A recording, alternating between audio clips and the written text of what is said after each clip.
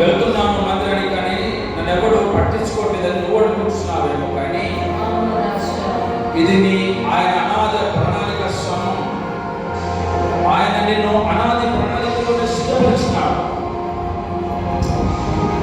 ఇదిగో నీ కోసం వెయిట్ చేయబోతున్న సమయం ఇది.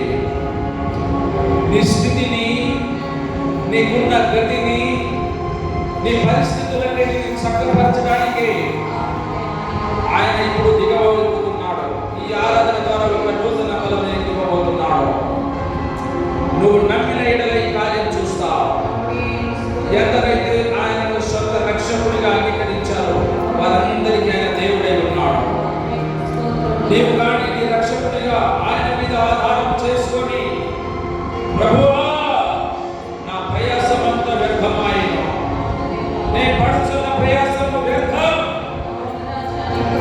నలిగిపోయానయ్యా, విసిగి వేసారిపోయాను తండ్రి. లోకంలో ఎటు వెళ్ళిన శ్రమలే, కష్టాలే, కన్నీళ్ళ తప్ప వేరొకటి లేదు నా జీవితంలో అని ఒకవేళ నువ్వు ఇప్పుడున్నావేమో, ఈ మైకు ద్వారా వింటున్నావేమో, నా సహోదరి సహోదరుడా, నిన్ను పేరు పెట్టి ఆయన పిలువబోతున్నాను.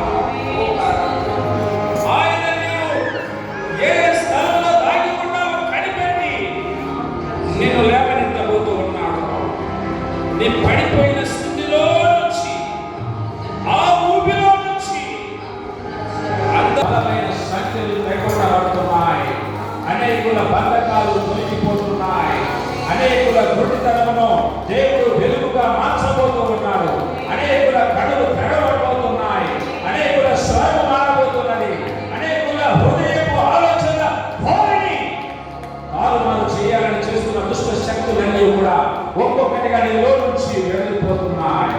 పరిశుద్ధాత్మ దేవ, సంచారకర్తమైన మా తండ్రి, ఈ ఆరాధనలో మమ్మల్ని తాకమని నువ్వు కానీ యేసును పిలిచిన ఎడల నీ పూర్ణ మనసుతో, నీ పూర్ణ బలంతో, నీ కళ్ళు మూసుకొని, ప్రభువా నీవు నా స్వరము తండ్రి, నీకే వందనాలు, స్తోత్రాలు.